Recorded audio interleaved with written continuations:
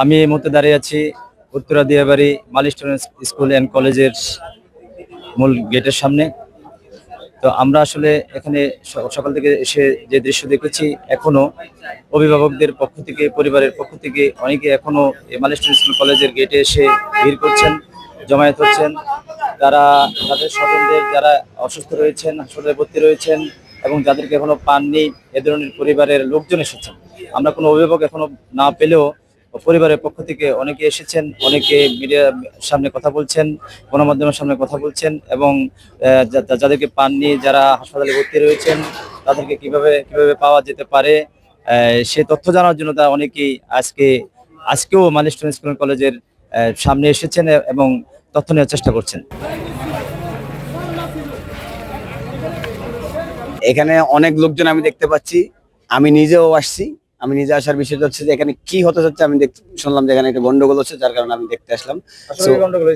আসলে কোনো গন্ডগোল হয় নাই, পাবলিক এসে দেখার জন্য আসছে। আর সবচেয়ে দুঃখজনক বিষয় হচ্ছে যে যারা আম পাবলিক আছে, তাদের কাছে যখন কোনো ইনফরমেশনের কথা জিজ্ঞেস করা হচ্ছে সংবাদকর্মীরা, তখনই তারা তাদের মতো করেই সোশ্যাল মিডিয়াতে পাওয়া তথ্যগুলো নিয়ে তারা বলে যাচ্ছে।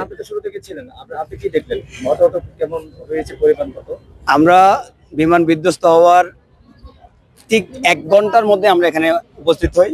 আজ পর্যন্ত আমরা মাঠে আছি, শুধুমাত্র ঘুমাইতে গেছিলাম বাসায়। সো যারা বলতেছে 100-200 জন মৃত, আসলে ততটা অনেক ভুল।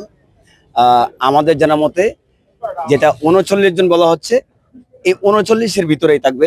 কারণ আমার কাছে মোবাইলে এখনো সব রিপোর্ট আছে, প্রত্যেকটা হসপিটালে আমি নিজে গেছি, যারা এডমিটেড ছিল। আমার 5টা হসপিটালের রিপোর্ট আমার ফোনে আছে। সো যারা আহত আছে তারা এখনো চিকিৎসাধীন আছে, প্লাস যারা মৃত তারা অলরেডি যাদের লাশ তারা পাইছে কয়েকটা লাশ।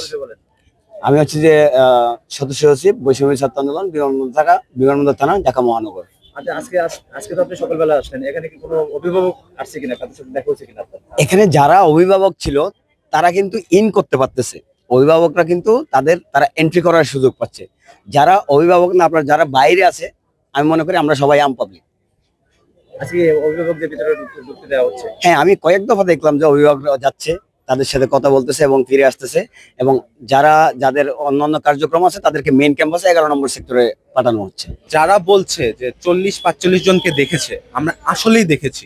আমরা 40-45 জনকে দেখেছি যারা মৃত। আমিও ওরকমই। আমি কম হলে না, বাচ্চা ছিল, বড় ছিল, আমাদের খালারা ছিল, আয়ারা ছিল, তারপরে প্যারেন্টস ছিল কিছু কিছু। সো নাম্বারটা হয়তো এত বেশি হবে না, আবার এত কমও নয়। আমার হিসেবে 70-80 জনের মতো হবে। হ্যাঁ, ক্লাসরুমে আমাদের শিক্ষার্থী থাকে, আপনারা জানেন না।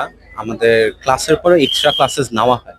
যারা যেই সাবজেক্টগুলোতে একটু উইক, একটু দুর্বল, তাদেরকে ওই সাবজেক্টের টিচারগুলো একটু এক্সট্রা কেয়ার নেয়।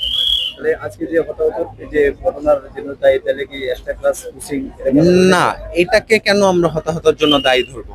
একটা ছাত্রকে তো টিচার তখনই পড়াবে যখন সে ওটাতে দুর্বল।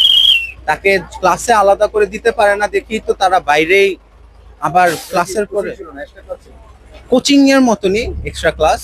ওইটা হচ্ছে গিয়ে যে সাবজেক্টের যারা দুর্বল তাদের জন্য নেওয়া হয়।